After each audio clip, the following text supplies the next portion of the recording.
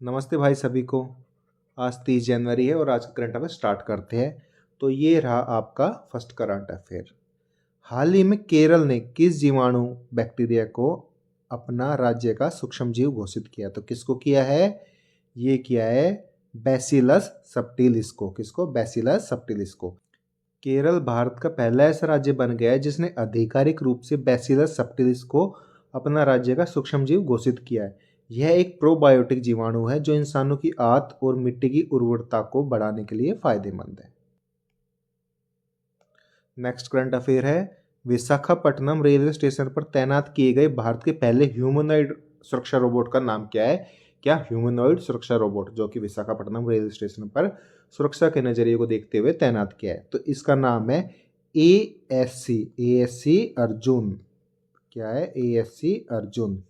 भारतीय रेलवे सुरक्षा और यात्रियों भारतीय रेलवे ने सुरक्षा और यात्री सेवाओं को बेहतर बनाने के लिए विशाखापट्टनम रेलवे स्टेशन पर ASC अर्जुन नाम से एक रोबोट तैनात किया है। यह रोबोट AI की मदद से भीड़ प्रबंधन और स्टेशन की निगरानी करने में मदद करेगा। नेक्स्ट करंट अफेयर है, भारतीय रिजर्व बैंक ने RBI बैंकिंग प्रणाली में 1 लाख करोड़ रुपए की तरलता लिक्विडिटी डालने के लिए किस उपकरण का प्रयोग किया है? तो किसका किया है? ये किया है OMO, ओपन मार्केट ऑपरेशन का। RBI ने बाजार में नकदी की कमी को दूर करने के लिए ओपन मार्केट ऑपरेशन के तहत सरकारी प्रतिभूतियां की खरीद का फैसला किया है। जब RBI बाजार से बॉन्ड खरीदता है तो बैंकिंग सिस्टम में पैसा डालता है जिससे तरलता बढ़ती है। क्या? RBI बाजार से बॉन्ड खरीदता है तो बैंकिंग सिस्टम में पैसा डालता है जिससे क्या बढ़ती है? तरलता। तो किस उसका टूल का इस्तेमाल किया है? तो OMO का इस्तेमाल किया है, ओपन मार्केट ऑपरेशन का। नेक्स्ट करंट अफेयर है, NSO द्वारा भारत का पहला राष्ट्रीय घरेलू आय सर्वेक्षण NIS कब शुरू किया जाएगा? तो कब शुरू किया जाएगा? ये किया जाएगा अप्रैल 2026 में। आज़ादी के बाद भारत में पहली बार बड़े स्तर पर घरेलू आय की गणना करने जा रहा है। किसकी गणना करने जा रहा है? पहली बार घरेलू आय की गणना करने जा रहा है। NSO इसका फील्ड वर्क अप्रैल 2026 से शुरू करेगा। कब शुरू करेगा? अप्रैल 2026 से। किसकी? घरेलू आय गणना की। नेक्स्ट करंट अफेयर है, प्राकृतिक आपदाओं से प्रभावित कर्जदारों के लिए RBI ने नया ड्राफ्ट फ्रेमवर्क जो तैयार किया है, ये कब से इंप्लीमेंट होगा? तो ये इंप्लीमेंट होगा 1 अप्रैल 2026 से। बाढ़ और भूस्खलन जैसी आपदाओं से प्रभावित लोगों को लोन चुकाने में राहत देने के लिए, किसमें? लोन चुकाने में राहत देने के लिए RBI ने एक नया ढांचा तैयार किया है जो कि 1 अप्रैल 2026 से इंप्लीमेंट होगा। इसमें लोन की किस्तों को आगे बढ़ाने जैसी सुविधाएं दी जाएगी। ठीक है। तो UGC के नए भेदभाव विरोधी नियम 2026 में किन वर्गों को शामिल किया गया? तो ये किया गया SC ST OBC माइनॉरिटी और दिव्यांग, इनको शामिल किया गया है।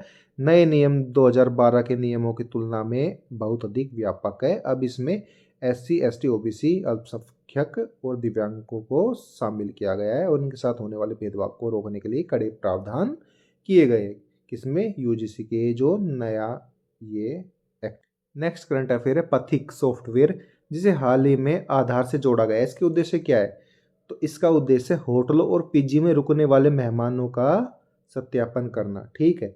पथिक एक अतिथि निगरानी सॉफ्टवेयर है जिसका उपयोग गुजरात पुलिस अहमदाबाद द्वारा होटल और PG में ठहरने वाले लोगों की पहचान को सत्यापित करने के लिए किया गया। किसके लिए किया गया? होटल और PG में रुकने वाले मेहमानों की वेरिफिकेशन करने के लिए किसका उपयोग किया गया? पथिक का। नेक्स्ट करंट अफेयर है, भारतीय समाचार पत्र हर साल किस तारीख को मनाया जाता है? भारतीय समाचार पत्र दिवस हर साल किस तारीख को मनाया जाता है? तो ये मनाया जाता है 29 जनवरी को। ठीक है। कब मनाया जाता है? 29 जनवरी को। भारत का पहला समाचार पत्र बंगाल गजट 29 जनवरी 1780 को प्रकाशित हुआ था। कब प्रकाशित हुआ था? 29 जनवरी 1780 को। इसी की याद में हर साल 29 जनवरी को समाचार पत्र दिवस मनाया जाता है। कब? 29 जनवरी को। नेक्स्ट करंट अफेयर है, इकोनॉमिक सर्वे किसके द्वारा तैयार किया जाता है? किसके द्वारा तैयार किया जाता है? मुख्य आर्थिक सलाहकार CNA की निगरानी में वित्त मंत्रालय द्वारा तैयार किया जाता है।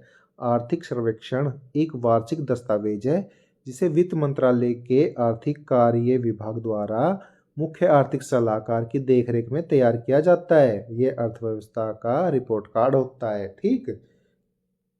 नेक्स्ट करंट अफेयर है लियर जेट 45।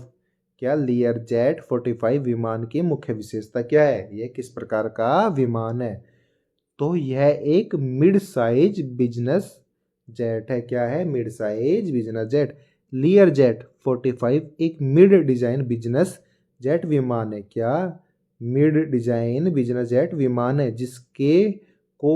जिसे कॉर्पोरेट लीडर्स और निजी कंपनियों द्वारा यात्रा के लिए उपयोग किया जाता है। इसकी अधिकतम गति 860 किलोमीटर प्रति घंटा है। तो लियर जेट 45 क्या है? एक मिड रेंज बिजनेस जेट है। ठीक है, मिड साइज बिजनेस जेट है। तो ये थे आज के करंट अफेयर। अब हम आपको मिलते हैं कल, तब तक के लिए बाय बाय, टेक केयर।